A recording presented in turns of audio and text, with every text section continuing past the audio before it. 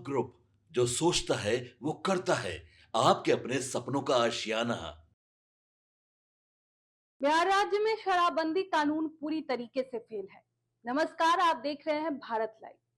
देखिए, सदन के अंदर जब से शराबबंदी कानून की समीक्षा की मांग उठी है, तब से ही बवाल मचा हुआ है। इसी बीच बजट सत्र के लिए पहुंचे सीपीआई एमएल के नेता संदीप सौरभ विधानसभा पहुंचे, जहां उन्होंने मीडिया के सामने बड़ा बयान दे दिया। उन्होंने कह दिया कि सरकार के पास ये राइट होना ही नहीं चाहिए कि लोग क्या खाए, क्या पिए, क्या पहने, इसका हक उनको नहीं मिलना चाहिए। उनका काम है राज्य का कानून व्यवस्था दुरुस्त करना। एक तरह से वो सर्विस प्रोवाइडर है, जनता से टैक्स लेते हैं और उनको वो सर्विस प्रोवाइड करते हैं। लेकिन जब यही डंडा लेकर ये तय करने लगे कि लोग क्या पहने, क्या खाए, क्या पिए, तो ये सिस्टम के लिए ठीक नहीं है। साथ ही उन्होंने शराबबंदी कानून को लेकर भी बड़ा बयान दे दिया। उन्होंने कहा कि बिहार में हर कोई जानता है कि शराबबंदी कानून फेल है। उन्होंने कहा कि अपराधी जो शराब का कारोबार करते हैं और जो पुलिस है और प्रशासन है, उनके बीच एक जबरदस्त गठबंधन है। एक तरह से ये कारोबार पूरे जोरों शोरों से किया जा रहा है बिहार में। तो जो शराबबंदी कानून लागू हुआ है बिहार में, वो पूरी तरह से फेल है। तो देखिए किस तरीके से संदीप सौरभ अपने बयानों को रख रहे हैं और क्या कुछ कह रहे हैं शराबबंदी कानून को लेकर। टूटी जा रही है, उस पर अंकुश भी लगाना चाहिए। और देखिए, हमारा मानना है कि सैद्धांतिक रूप से किसी सरकार के पास ये राइट नहीं होना चाहिए कि वो ये तय कर पाए कि हमारे नागरिक क्या खाएंगे, क्या पिएंगे, क्या कपड़ा पहनेंगे। ये सरकार का काम नहीं है। आपका काम है शासन व्यवस्था दुरुस्त करके चलाना। और एक तरह का आप सर्विस प्रोवाइडर हैं, आप जनता से टैक्स का पैसा लेते हैं, उसको सर्विस देते हैं। लेकिन हम गाइड करने लगेंगे डंडे के जोर पर कि आपको ये करना है, वो नहीं करना है, तो वो सिस्टम के लिए ठीक नहीं है। वो हम मानते हैं कि वो उचित कार्रवाई नहीं है। 16 लाख जो है गिरफ्तारियां हुई हैं, लेकिन लोग कह रहे हैं कि तस्करी अभी भी जारी है। तो क्या ये वाकई में कानून फेल ये है या लोग फिर इस पर कुछ लोग कहेंगे तब जानेंगे बिहार में कौन नहीं जान रहा है। आप सब लोग मीडिया के साथी क्या नहीं जान रहे हैं कि शराबबंदी कानून फ्लॉप कानून है। शराबबंदी कानून होने के बावजूद शराब का एक बड़ा गिरोह बिहार के अंदर सक्रिय है, गांव गांव में, कस्बों कस्बों में है, हर एक वार्ड में है। तो कहाँ शराबबंदी कानून लागू है? उसके नाम पर जो हो रहा है वो पैसे का लूट हो रहा है। एक जबरदस्त तरीके का गठबंधन बना रहता है शराब माफियाओं के बीच में, पुलिस के बीच में, प्रशासन के बीच में। और एक पैरेलल इकोनॉमी बिहार में चल रही है, तो सब लोग जानते हैं। जांच कराने की बात कही जा रही है कि सदन के अंदर जितने भी लोग हैं उनका डीएनए चेक होना चाहिए। लोग भी शराब का सेवन करते हैं? डीएनए चेक करके क्या कीजिएगा? उससे पता चल पाएगा कि सदन में जितने लोग बैठते हैं वो लोग शराब पीते हैं कि नहीं? ये कौन मांग कर रहा है? आपके कांग्रेस के विधायक सत्ता पक्ष पर आरोप लगा रहे हैं। कह रहे हैं तो कहने दीजिए। अब सबका डीएनए टेस्ट करवाते रहिएगा रोड पर खड़ा होकर के। अभी तक मुंह में पाइप डाल करके चेक कर रहे थे, अब सबका डीएनए कराने लगी।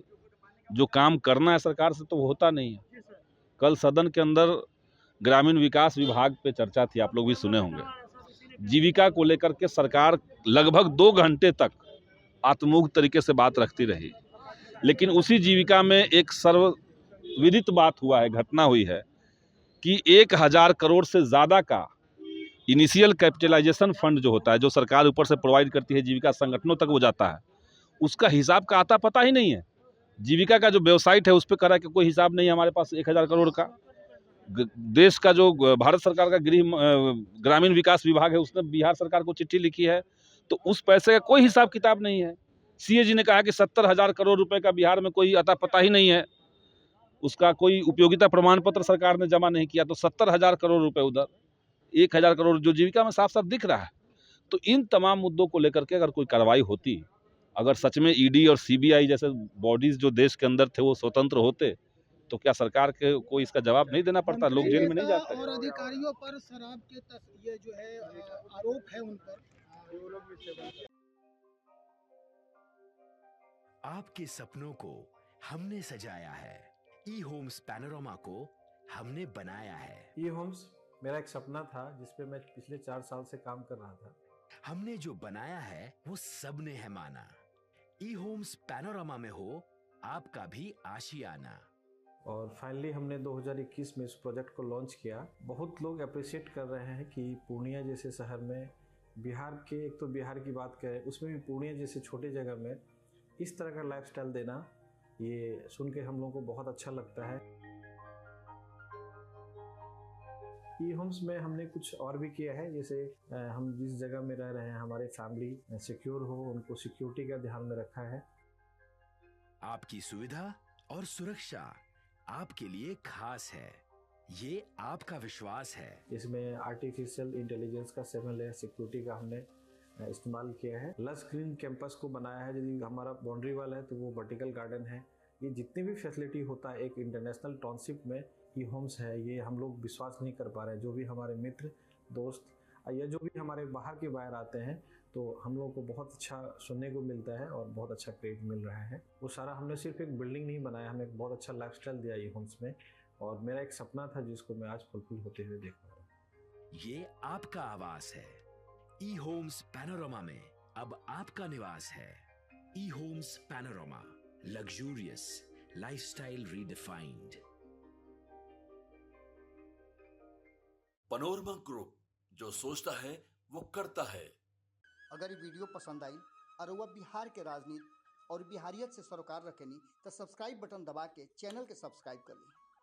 ओजे एगो घंटी बा, ओकरा बटन दबा देला से कुल सटीक और मारक खबर रुआ मुफ्त में मिल जाई। अगर रुआ पत्रकारिता के हमनी के नया प्रयोग में सहयोग कर चाहतानी तो ज्वाइन बटन दबा दी।